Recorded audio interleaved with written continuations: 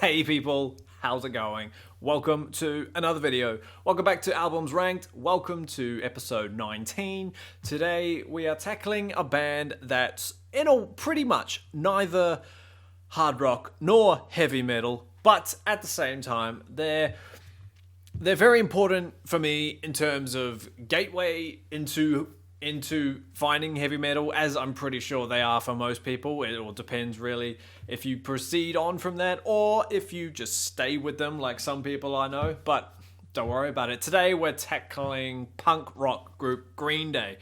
Yeah, pretty much I'm sure everybody who has gone down the heavy metal path has encountered Green Day somewhere in the early half of their life and, like I say, either stuck with it or discovered other heavy things and moved on.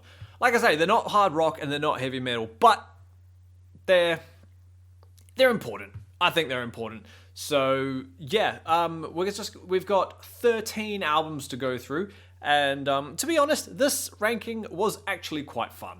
We've got a little cult group at work. We've got one of my buddies is a diehard Green Day fan. What Iron Maiden is to me, Green Day is to him. He knows everything. And he inspired me, and I was like, do you know what? I've never listened to all of Green Day's albums. I'm only familiar with a few hits and a couple of other stuff. But obviously, apart from the big ones, but don't want to give away the ranking, do we? So yeah, without further, I was like, do you know what? I'm going to listen to all of Green Day's stuff and let you know what I think. So this video is dedicated to those guys. But yeah, I say we just crack on and get into the discography that is Green Day. But first, a tiny quick bit of backstory. Green Day are from California, formed in 1987. I'm reading it in front of me. I'm not, I haven't memorized any of that stuff. Like I say, 13 albums nearly across 30 years. They've got a bit of I would divide it into eras. I think you've got the first era, the middle chunk, and then the ending. But a bit like most bands, really. But yeah, we'll just get straight into it. Number 13 for me, coming in last at the bottom, is probably, if you're a fan, is probably one that you wouldn't expect to be at the bottom, and that is their second release, Kerplunk. Yeah, I've put Kerplunk right at the bottom, purely because, for one, I found it incredibly all over the show. It's a punk brand. It's a punk rock album, right? Of course it's going to be all over the show. But at the same time, it was just... for me, it was genuinely all over the place. And because this album, it flew by in a way. It's only like half an hour in length. But the songs on the album are incredibly quick. Like, there's a song on there that's a minute 40. And, the longest song is 3 minutes 39. And if you know me, I love long songs. So little 2-minute punk stuff, it's just like, that could have just been an intro there. And there's no, I don't want to say diversity in the songs or whatever, but it does kind of just fly by for me. So yeah, but I do remember the opening track, 2,000 Light Years Away, Christy Road and Private Ale. Those ones are pretty fun. But yeah, other than that, it's just a quick. It's a quick album. It's a punk sophomore album. So yeah, there's not much more to say on that really, other than number 13 going to Kerplunk. Coming in at number 12 is our first entry of the Uno Dos Tre album, and it's Tre. Yeah, I'm gonna chuck the third installment of Uno Dos Tre at the bottom at number 12. Purely because, in a way, for me, it's the most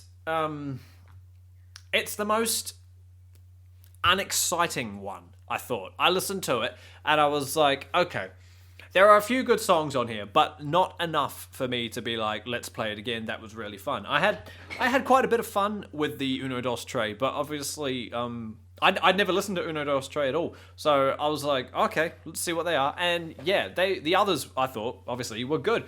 Tre, not so much. Brutal Love was a cool opener.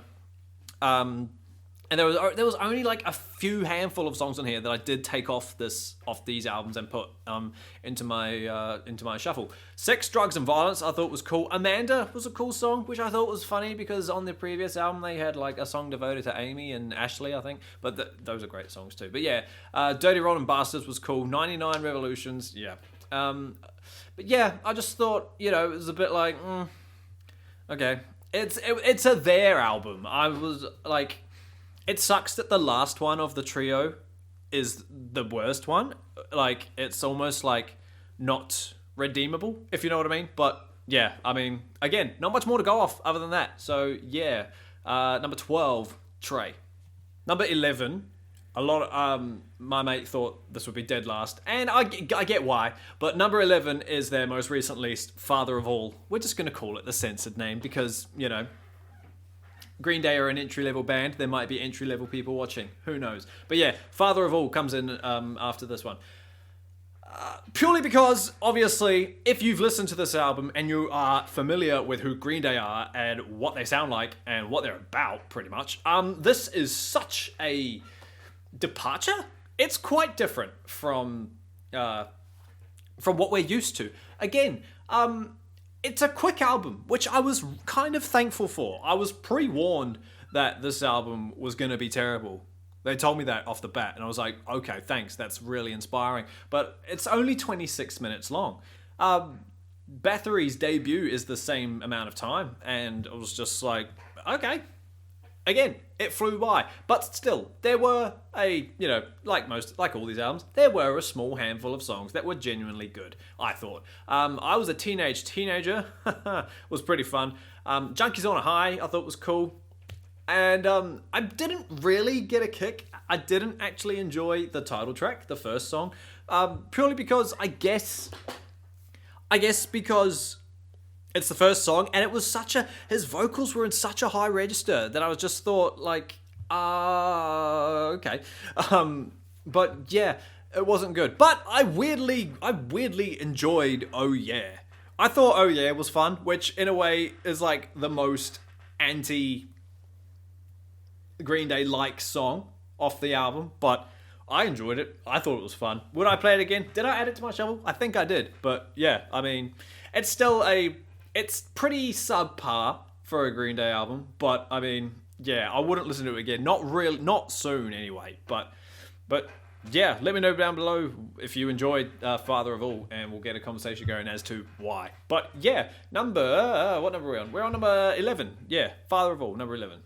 Number 10, coming in at number 10, is the debut. Now, I've got up here, the one that I listened to, I've got the, you could say, remastered, not re-recorded, but re-released version, which is the first album plus 2 EPs, so it's chucked in all together, and that's why it has the long name of 1039 Smoothed Out Slappy Hours.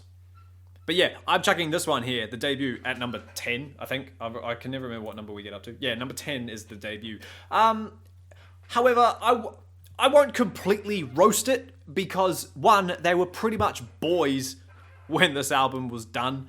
The subject matter, now that we're all older, can be a bit hard to relate to. Whilst you're an angsty teenage kid, it's probably amazing to listen to because, you know, they sing about 16 being old and suddenly all the joys from being young are gone, but bro, wait till you get to 30. Don't Leave Me was cool. Disappearing Boy, I liked. 16 was cool. Going to I can't say that word. Pasalacqua. That's a cool song. The Judge's Daughter was cool too. The one thing I will praise Green Day on, at least early Green Day anyway, are their attempts at harmonizing backing vocals. Like, you know, they're not the Bee Gees or whatever, but they do a good job. I thought they did quite good at, like, you know, with Billy Joe's vocals and with the backing sort of like, you know, harmonizing it in some way. But yeah, I generally thought they were quite good at it. And so those are all the favorites from the actual album. And then the EPs, Paper Lanterns was interesting. 1,000 Hours and only what's it called? I Want to Be Alone, and The One I Want. They were cool too. But again, if you take this album as a whole, obviously it's too long. No debut needs to be fucking 56 minutes long. Not for a punk album anyway. A bit like Kaplunk, some of these songs are quick. Most of them are longer than the songs on Kaplunk, but like I felt like this one had a bit more direction than Kaplunk. Like I say, it's still pretty basic, and obviously it's pretty rough, but it's still, if you like punk rock, if you enjoy pop punk, then obviously you'll probably get a kick out of the debut. If you haven't heard the debut, I'd highly recommend going to look at it, because obviously it's the debut. Find out where they came from. Find out who they were when they were young boys. But yeah, other than that, number 1039, Smoothed Out Slappy Hours. What a cool name. Number 9 is the second installment from Uno Dos Tres, and that is Dos, obviously, released in 2012. All three of them were released in 2012. This one, I thought, was obviously a lot better than Trey from before, but it still lacked... I don't know. What did it lack? It just lacked holding my attention for as much as, obviously, the albums that we haven't talked about yet. But like every album, there were some good songs. I'm not going to lie. See You Tonight is just this little 1-minute opener. It's nothing important. I thought the Stupid song, the second song, was stupid. It's called Fuck Time, and that's just dumb. I'm sorry. That's just stupid songwriting. But, Wild One was okay. Lazy Bones was okay. Kind of a bit relatable there. But, Make Out Party, again, there's some stupid stuff on here. But there's 3 songs on here. There's only 3 songs on here that really, I really, really, really, really liked. More than... To me, they were, beyond the rest of the album by a long way. And they are Ashley. I thought Ashley was a fun song. Because it's a quick song, I played it, 5 times. I added that to my playlist straight away. Ashley, Nightlife. Come on, you can't deny that Nightlife is a cool song. I told my buddy that I like Nightlife, and he's just like, whatever. And I was like, yeah, it's not really Green Day at all, but it reminded me of a Western... I got a weird Marilyn Manson-y Western vibe off it. And I don't know, I vibed it. I thought it was fun. Again, it's like this, obviously this Nightlife thing about... devil on shoulder kind of thing, seductiveness. It was just, I don't know. I just thought it was really, really cool.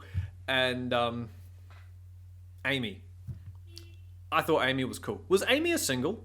I can't remember. But when I heard Amy, I felt like I had heard Amy before.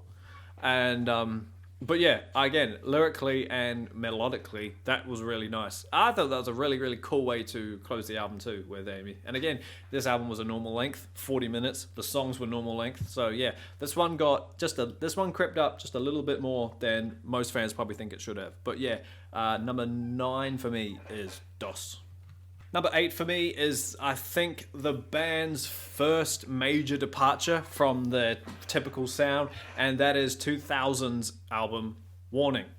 Yeah, number 8 is Warning. I got a kick out of Warning. Yes, I gather that the albums that come before it are obviously typical Green Day stuff, and then you get hit with an album like Warning, and I can understand why a lot of people might not like it. It's more acoustically driven, but it's not folky or country acoustic. It's like heavy, gritty acoustic, which is a very weird thing to say out loud, but that's the kind of vibe I got. We probably all know the song, Warning. It's catchy, it's calm, it's not really a punk song, but it definitely set the tone up for the album, I think, and it definitely flowed. It was a nice flow. After listening through all these albums, I guess I thought Warning was quite a nice breath to kind of just sit here and be like, oh yeah, it's a Sunday afternoon album, you could say, but it works. Like I said, the song Warning is cool. We all know that. Blood, Sex and Booze was cool, and I thought Church on Sunday was a cool song as well. Castaway is fun. Deadbeat Holiday, that's got some funny lyrics, and I do enjoy Deadbeat Holiday. But the song that I knew I've known for a long, long time since I first found the band is Waiting. Waiting is a really, really cool song. I genuinely love that. I think it's great. And Minority, yeah, Minority. We've all heard it before, but I guess it's still a good song, and it's fun to sing. When I hear that acoustic intro, though, I always think, "Oh, skip this song." But then give me the first chorus, and I'm away with it. I think it's a cool song, and Macy's Day Parade, I think, is you could have taken that off, in my opinion. Macy's Days is nothing really to write home about. They could have ended it on Minority, and I would have been happy with that. But yeah, it's not electric guitars, all of it and stuff, but I still think it works. It belongs in the discography, and it's nice. I really like it. Yeah, I say I really like it, even though it's number 8. It's still fun to listen to, but yeah, definitely. Warning, number 8. Number 7 is the album that sort of, I think, divides the era. This is where the last era, I think, begins. I don't know what I'm trying to say. Number 7 is 21st Century Breakdown. Yeah, I got a lot of, reading about this album, I was reading that it's another, magnum opus, rock opera, American Idiot type thing, where it's like, it's not a concept album, but there's like themes and stuff that go through it. I got excited, but by the end of it, compared to how people talked about it, I felt let down. I'm just saying. It's still good. Obviously, it's number 7, but it's nowhere near as what I gathered people were how they were talking about it. Does that make sense? But there are great songs on here. Do not get me wrong. I like the fact that it's broken up into sections as well. It's broken up into acts, and that kind of gives it like, more of a storying flow. But I mean, it's just. Yeah, it's just there. What is this story? It's like a couple going through. I don't know. I can't remember. I'm sorry. I'm not going to bother looking for it. But yeah, the song 21st Century Breakdown. It was okay. I read somewhere that was like Green Day's most epic song, and I was like, no, I'm sorry. It's only 5 minutes. It's not the most epic song ever, but it's okay. Know Your Enemy. We've all heard. It's a great single. But that's what it is. It's a single. So it could have been better, but I'm not going to thrash it too much because it's a single and it's a punk single as well. We're not talking about Dream Theater here. These songs are not in depth. So, yeah, moving on really.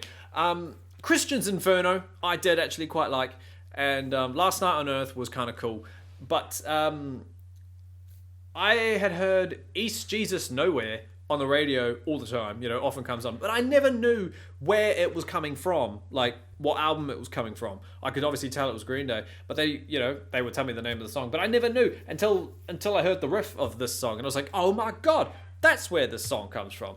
Very, very cool. That's a great song too. Probably the best song on, no, not the best, but one of the better songs off the album. However, I think my favorite song is Little Girl, Viva La Gloria. That's a really cool song. I remember loving that. I thought it was fun. 21 Guns, I can live without hearing that song ever again. I do not like that song. I've never liked 21 Guns. I don't know.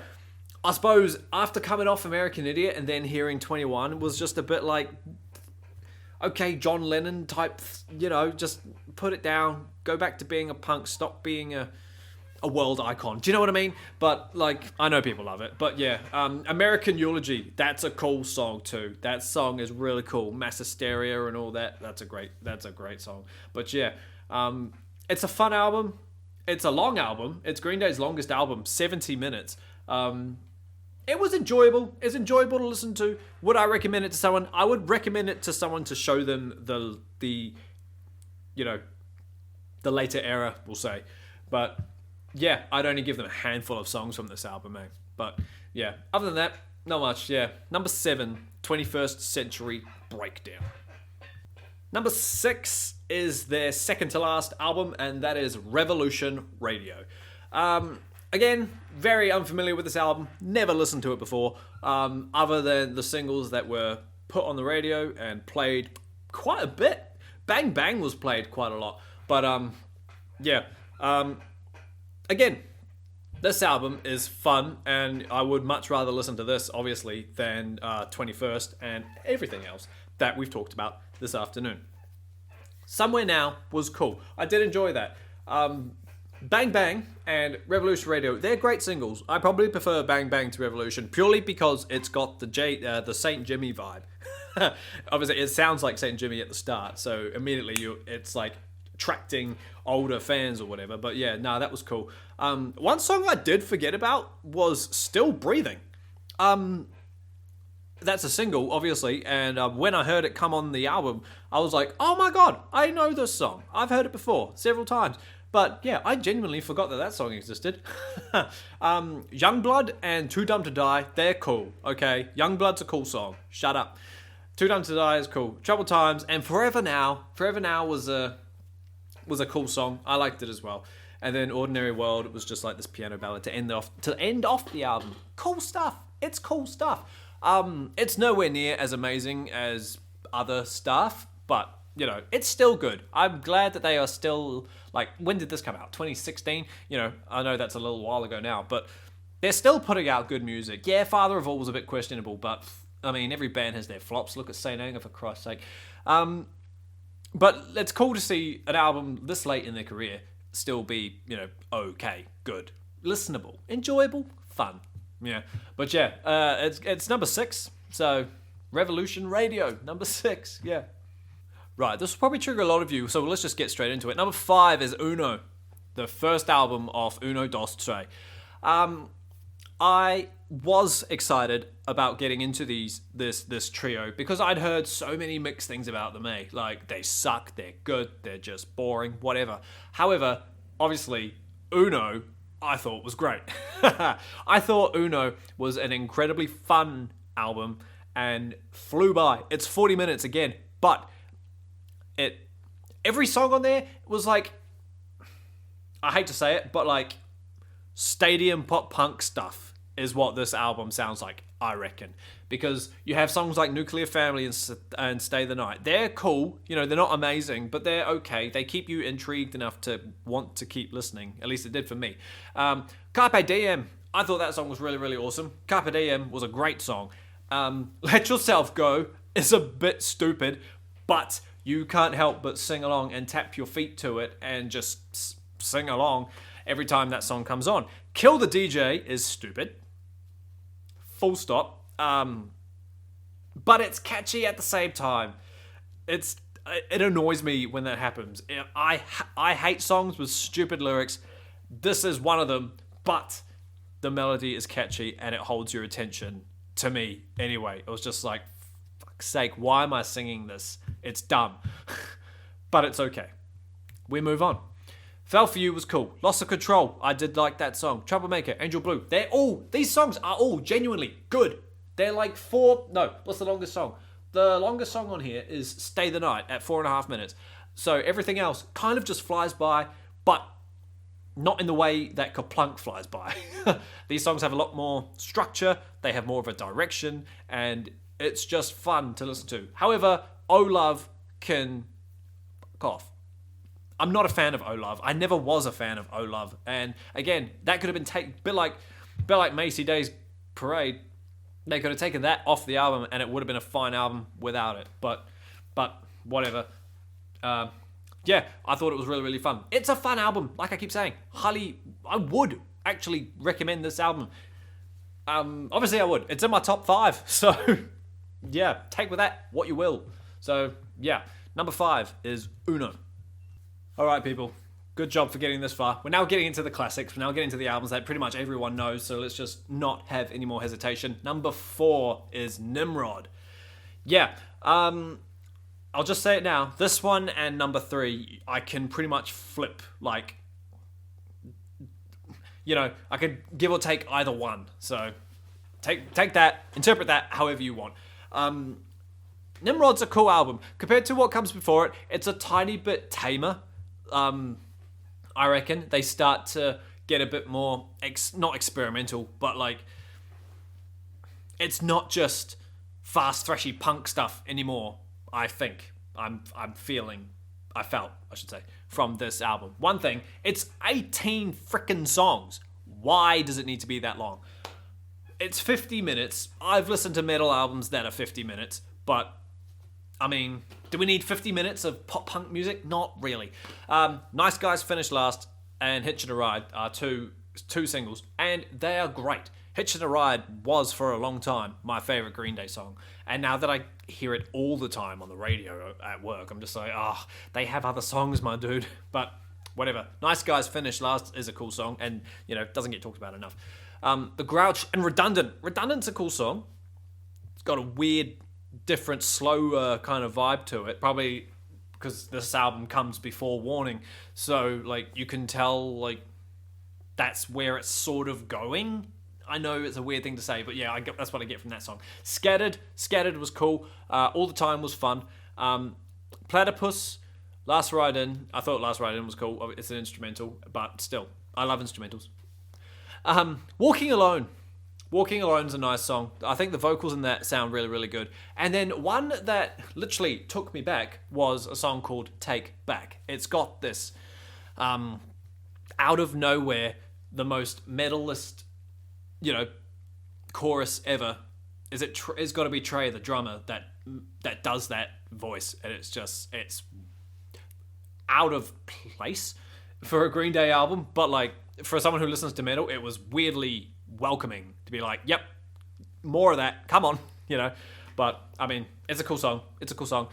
King for a Day was awesome. I knew that from the Bullet in a Bible gig. That's a good gig. That's a good song. King for a Day is cool. Good Riddance, Time of Your Life, again, is a bit, it's a bit like Minority. Heard it a lot. It's fun, but I mean, when I hear it, I do actually skip it. Unlike Minority, I'm away with it. This song, I'll skip. It's boring and always on, so yeah, it's whatever. But thankfully, that's not the end of the album. Prosthetic Head's the end of the album, and that's a cool song too. But yeah, 50 minutes was a bit long, just a bit long. However, it did hold my attention a lot more, obviously, than some of the other albums that we've talked about before. So yeah, on that note, Nimrod, number 4. As I said just before, the Nimrod and this album could go, hand in hand, switch, they could just swap places, and I wouldn't be mad about it. So number 3 is Dookie, and you could probably tell these albums are released, back. Are they released back to back? No, they're not. There's one in the middle. But yeah. Anyway, I like this album just a tiny bit more, literally a fraction more than Nimrod. Burnout is a fun song. When you come off Kaplunk, I was very happy to hear Burnout. I was just like, okay, there's that Green Day sound that we've not wanted, but you could tell that this album is a massive step up from Kaplunk. This album took them to massive heights. But yeah, Burnout was cool. Chump. The only reason I like Chump was the fact that as Chump ends, it fades out and leads into Longview. And I never knew that. I thought that was a cool thing to find out and be like, it's, it flows like one song. It's obviously not one song, but yeah, Longview is a cool song. New, again, heard it a bit, but don't worry about it. Welcome to Paradise. That is definitely, I think now, my favorite old school Green Day song. It was Hitchin' a Ride, like I just said, but I think that intro just to Welcome to Paradise, when you hear those 3 chords, it's just such a good tone, and Trey's drumming is ridiculous. It's so over the top, but it works. The amount of fills that are in that song, they don't need to be there, but they work. Pulling Teeth was fun. Basket Case, I do actually not care for Basket Case. It's like Green Day's Wonderwall. Whenever I hear it, I just shut up. Get rid of it. Heard it way too many times. She's a cool song. It's a simple song. It's calm, and it's catchy and sing-alongy. It's good fun. Safaras Roots. That's fun. When I Come Around, yeah, a bit basic. It's a single. Duh, we all know it. In the End and FOD, I just thought they were a bit there. Like those songs were just there to make the album a tiny bit longer. This album's 40 minutes as well, but then it weirdly gets, you could say not redeemed, but it has a crack up ending with Trey singing a song called "All by Myself," which is typical Trey stuff when you think about it. But it's hilarious, it's funny, and it made getting to the end of the album worth it. So yeah, Dookie is a fun album. I'm not sure if I want to own it yet. Maybe I'll need to listen to it a couple more times. But yeah, Dookie is cool, and I can definitely understand why and how it took Green Day to the other side of the world, pretty much. Yeah, Dookie, number 3. Number 2 is an album that I had never listened to, pretty much like all of this stuff, minus the big one. Number 2 is Insomniac. Had I known that Insomniac existed, I would have probably ventured out and gotten it years ago. I have the Greatest Hits International Super Hits, I think is what it's called. So that's where I've heard like all the older singles and stuff. But my God, this album is, from a metal perspective, freaking heavy. It's not heavy, but it's heavy for Green Day, and that's why it's at number 2. Songs like Stuck With Me and Geek Stink Breath, those 2 singles really set up the tone for like what this album is about. For one, it's much more, it's a bit more aggressive. It's a lot more punky and in your face type stuff. Armitage, Shanks, and Brat are the first 2 songs. Brat's not even 2 minutes long, but it's good. It's okay, you know. No Pride was fun. My favorite song on here is definitely Geek Stink. That's such a heavy song. I've always loved that song. No Pride was cool. 86 was awesome. Panic Song has this awesome bass intro, and it literally sounds like an anxiety attack in a song. Obviously, that's probably why it's called Panic Song. It's very, very cool. Brain Stew, again, we've heard it that many times, so it is a bit skippable. But if you can get through Brain Stew and then get into Jaded, that's awesome. I was told by said friend at work that I knew, so Brain Stew and Jaded are supposed to be played at the same time. Well, not at the same time, but you know, one after another. They are technically one song, right? It's a bit like We Will Rock You and We Are the Champions. They're 2 different songs, but they should be played together at the same time.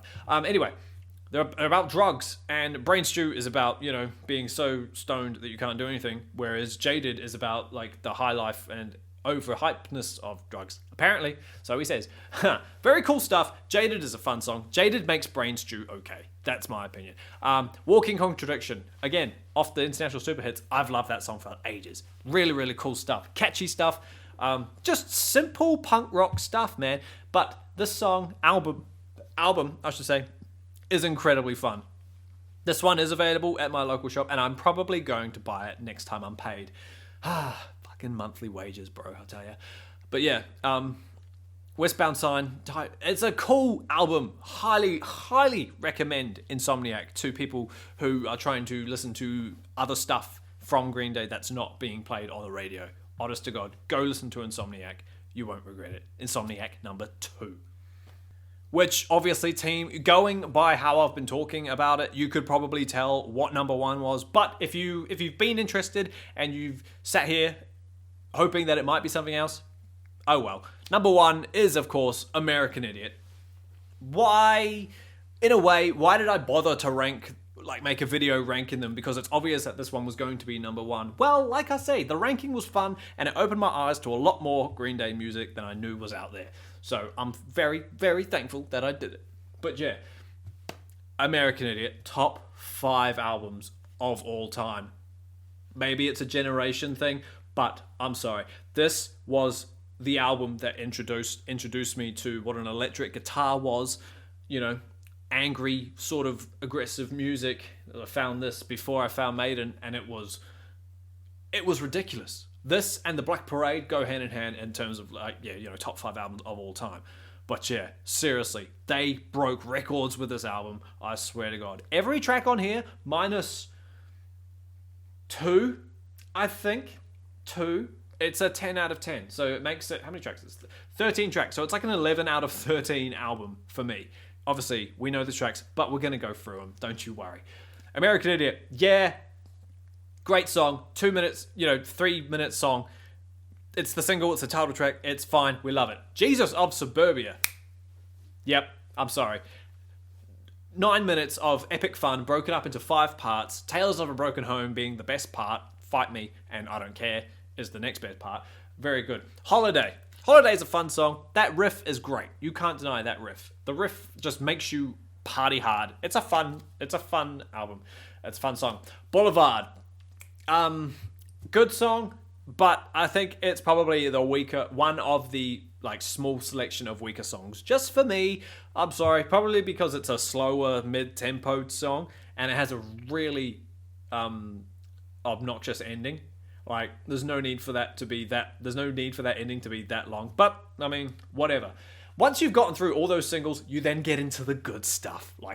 Good stuff. I'm talking Are We, The Waiting, and Saint Jimmy. Again, a bit like Brain Stew and Jaded. They're played immediately after one another, but you don't have to. Are We, The Waiting, and Saint Jimmy on their own songs are great.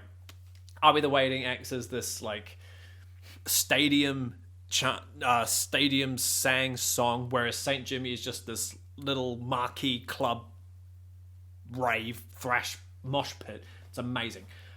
Give Me a Novocaine. Again, a bit slower, that one, mid-tempo, but it's still nice. The singing that is fun. She's a Rebel, 2 minute song, just a thrash mess, really. It's a bit silly, but definitely the worst song on this album is number 9, Extraordinary Girl. I'm sorry if you like that song. I'm sure you have your reasons for it, but it's not good to me. I've never liked it. Maybe it's the long Middle Eastern sounding intro that it's got. I don't know why. I've just never enjoyed that song. Letter Bomb is my favorite song on here, probably. Letter Bomb is a fantastic song. Lyrics on that are great, and melodies are just awesome. Oh, it's just such a good song, honestly. And then Wake Me Up When September Ends, another single, which is not about 9/11, but, yeah. We all know how that goes. It's a good song. It's powerful. It's emotional. Very fun. Another 9 minute song, Homecoming, which obviously gets shrouded by Jesus or Suburbia all the time. But yeah, Homecoming is a great other song too. My favorite section in that one is probably, again, the last one, We're Coming Home Again, followed closely by Nobody Likes You. Great stuff. And then What's Her Name? That same friend from work, What's Her Name's his favorite. And I'm like, okay, that's a weird one to have as your favorite, but I won't knock it. What's Her Name is still a great song. It's a cool way to end the album. But yeah, I mean, it was obvious that this album is number 1, but if you've made it to this part, thank you so much. Yeah, number 1, easily, Green Day's best album, American Idiot. They'll never top this. They tried to do it with 21st, didn't happen. It's never going to happen. Number 1, always will be.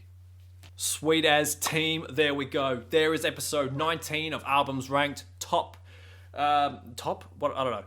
Punk rock, pop punk, punky, I don't know what you want to call them. Just Green Day. That was so much fun. Thank you so much for watching, team. If you've made it to the end of the video, like I say, thank you so much for hanging out with me while I sit here and passionately talk about some early memory music, you could say, and a bunch of stuff that I didn't know existed. So yeah, let me know down below what your favorite albums are. Let me know why you love Kaplunk. Let me know why they haven't done anything good since Warning. Controversial opinions, that's what we're about. It's always a good time. Next episode is episode 20, and I'm going to do something, good and fun. It might be a bit unorthodox, but it's going to be fun. 20 episodes of ranking albums. It's exciting stuff. I love it.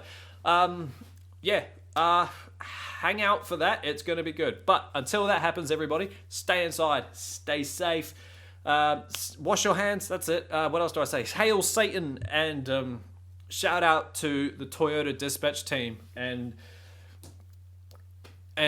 yeah, they know what I'm about. Yeah, stay inside, everybody. That's where it's always fun, and I will see you all again really soon.